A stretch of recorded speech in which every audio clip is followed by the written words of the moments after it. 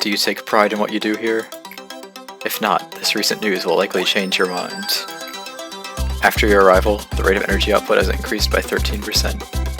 If you still don't feel the significance of this figure, then let me add that it's a record-breaking percentage. How do you feel? I could take pride in that. Ever since I began working here, the company has been taking strides in improvement. This means you are performing your role well. This shows that there should only be good news to come. A machine such as myself doesn't flatter easily. It is good to know that you're happy with your work. I remember your face the very first time you came here. You were so withdrawn, face all gray and grim, and you were all nervous about my presence. Don't worry, it's okay for you to be happy now. Today's a rather special day. Do you see that bottle of champagne on the table? Allow me to pour you a glass. Shall we toast? Today's occasion is not something as monumental as someone's birthday, or the company's day of founding. You lost an employee for the first time yesterday.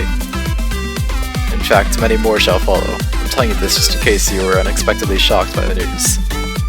Well, it is technically true that yesterday was the first time employees died, even though I rewound it.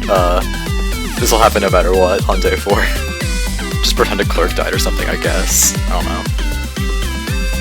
They had known the risks from the beginning. The company grows, fertilized by their sacrifices. It's as simple as that. I am sure they would have felt proud of themselves as they took their final breath. Accepting their deaths with equanimity would be the greatest respect you can pay to them. That is why I popped this bottle of champagne I've kept for so long. 3 cheers to the deceased in memoriam of their noble sacrifices. Allow me to give you a small bit of advice. To properly drink a glass of champagne, one should gently hold the lower stem of the glass and then take it in lightly, savoring the bubbles. Perfect, just like that.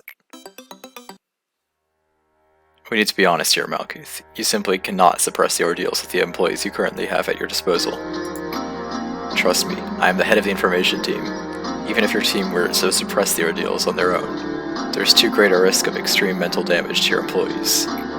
But you saw it, we only need to consider the mortality rate of the agents and the possibility of the abnormalities breaching. Malkuth, Lady Angela said that one crazy employee will kill 10 others. I'm a Sephirai of the control team. I may make outrageous mistakes in all other aspects, but this role I know better than anyone else. I know how to handle employees on the verge of insanity. I even wrote down a code of conduct for him. Honestly, it feels like I'm the only one who follows the guide. Am I wrong? Please tell me if you happen to need it. I can always share a copy with you. I'm fine, but that code of yours... I don't need weak employees in my department. Weakness means elimination, the death of your place in my department. To work for the control team, the department that leads the corporation, signifies that you should be more capable than everyone else. Manager, please say something to them. You've been watching what's happened to those weak-willed employees from the comfort of your office, haven't you? Can any one of you guys say something? Well, thanks so much for visiting me. It's made me so happy. We should meet up again sometime, all of us Upper Sephiroth. I have an announcement to the Sephiroth of the upper layer. The mental corruption levels of the control team's employees exceeded the maximum threshold. And just what did the other Sephiroth do in the meantime? Sit and watch? The control team has failed to handle the ordeals. Supplement the staff immediately and suppress the ordeals. I will ask for support from the other departments. And our mission is to complete a dusk ordeal. It'll be a hot minute before we can do that, considering we don't even have dawn ordeals unlocked. But we can still expand the control team and get our last upgrade.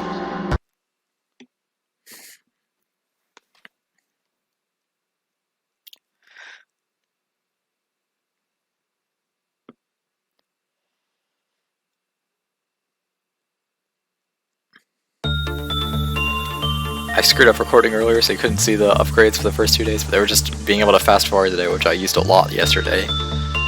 Being able to command employees in other departments to work in abnormalities in other departments, and now beepers, so I can call everyone in a department back to the homeroom if I need to. I don't really think the beepers or joint command is that useful until you have more than one department, but whatever. I have both of them now, and I still only have one department. Welcome back to Lobotomy Corp, and first things first, I might have something slightly embarrassing. So the ego is this might be different from what you remember. This is because of our new tool friend. I may have slightly played through the entire day once, realized I wasn't recording, and then had to redo the entire thing. And unlocking all the details on the tool friend consumes a lot of equipment, so we were without a lot of weapons.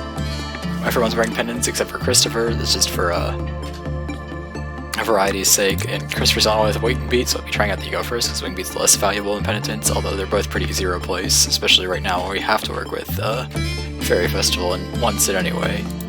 So the goal for today is just to get more of this Teth stuff and then get some of our stockpiles of Penitences and Wing Beats back from our new friend, eating them. Let's get into it. Old Faith and Promise is a very simple tool abnormality with just one function. You give it energy and a weapon, and it has a chance to boost the weapon's damage. If that roll fails, the weapon is destroyed. Even rewinding the day will keep the destruction of this weapon saved, so that's not great. And yet, it's still one of the better tools. While its effect isn't really good in and of itself, it can be useful to clear one specific mission like 30 days from now very easily, and that makes it worth picking over a lot of really, really crappy tools. The tool abnormalities in general are just not very good. Its boost chance goes up from 85% on its first roll, to 70% on its second, to 55% on its third, to 40% on its third, to 25% on its last. If you keep rolling after that last boost, its damage will not increase. In general, its weapon damage boost is not really worth going for, since it's not even that much more effective than just having more units with better weapons. And losing, especially in a left tier weapon, is just not good. Especially because it's saved if you retry. So like the only days where it'd be worth increasing your DPS for are also the days where you desperately want to keep all your left weapons in the facility. And it's not easy to grind up the materials for a left weapon. Don't use it for basically don't use it for its intended effect, just use it to cheese the one mission that it helps with. So the basic plan for this day is of course to get the new information on the new abnormality, and then just finish getting up, just to get more gear for the ones we already have. It's complicated a bit by the fact that our abnormality, our new one deletes the gear we already got, so we're gonna have to go back and re-get gear for the things that we already have. But that's it.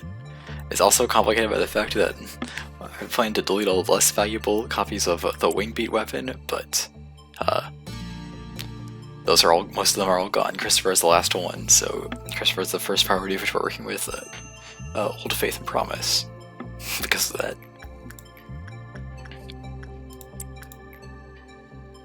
Wasn't really paying attention to Fairy Festival, but its healing doesn't really last that long when you get a perfect work, so Marie's fine.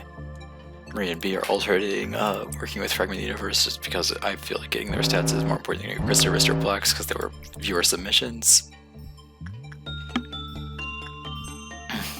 And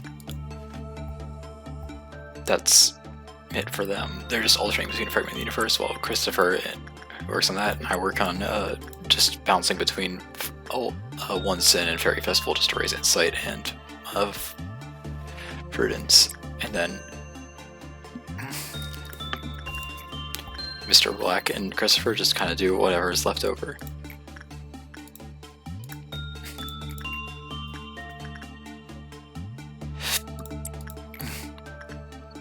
In the failed recording of this, Christopher literally got his lead on the first roll. He failed the 85% chance.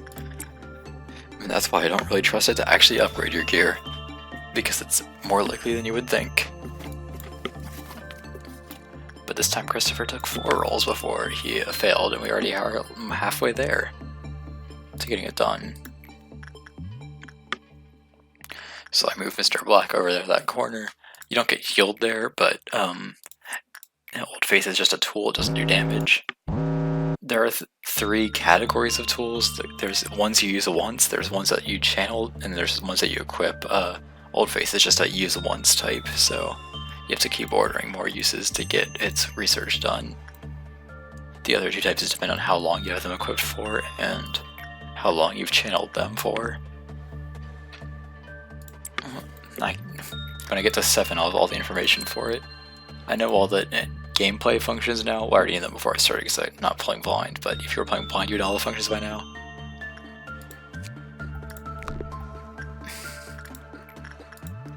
The Old Faith dance is pretty great.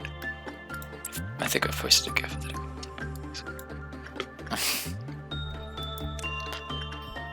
I don't know why I said that so quietly. And I got the Fairy Festival Eco Gift. I didn't even notice that when I was playing. I don't really pay much attention to Eco Gifts. But my hand is green now. Amazing. Just confirming that Old Faith is wrapped up.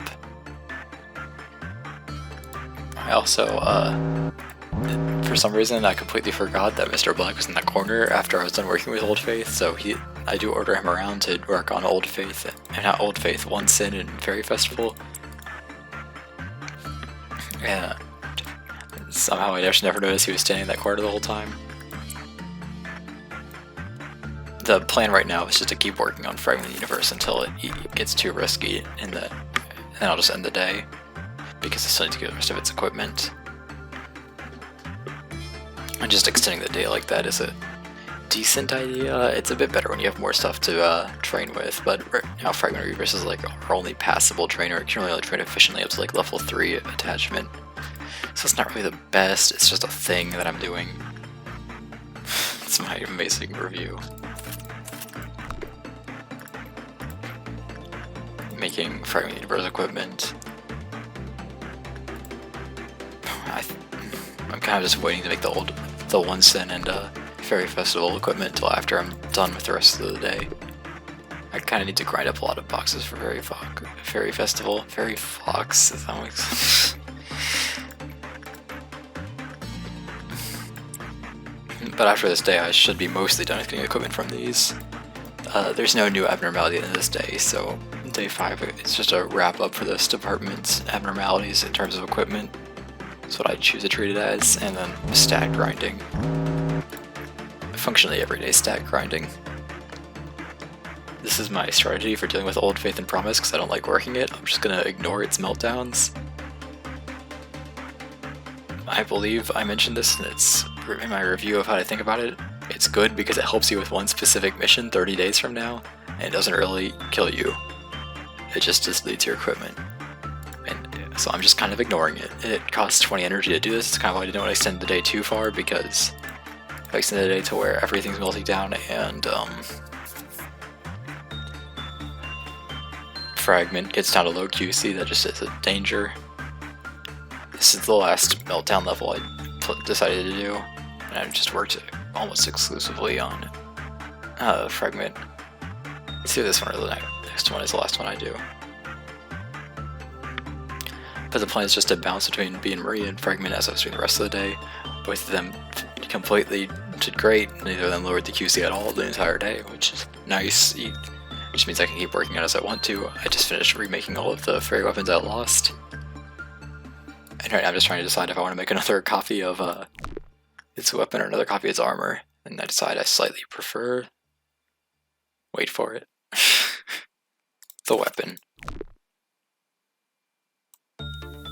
I just figured that having a good weapon is a bit better than having an okay set of armor that's really only good for dealing with black when black isn't super common right now. It sounds good for dealing with Fragment's Preach, but remember he also does white damage when he sings, and it is weak to white.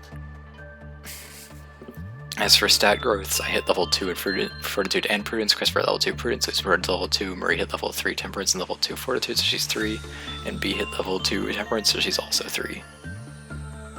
Pretty good day for stat grinding overall.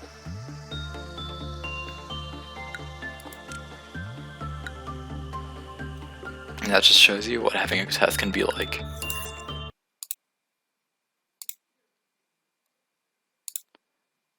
And now it is time for Fragment lore. An abnormality that resembled a child's innocent doodles. Originally it had no stable form. Its shape would continually morph. To this day its aspects still change, albeit at a much slower pace. Competent analysis has revealed that the abnormality consists of matter that does not exist on Earth. It is notable for its metaphysical appearance that one cannot explain with words. It often shows incomprehensible linguistic activity. One employee tried to decipher its speech, but their mental contamination level rose beyond limit within several days.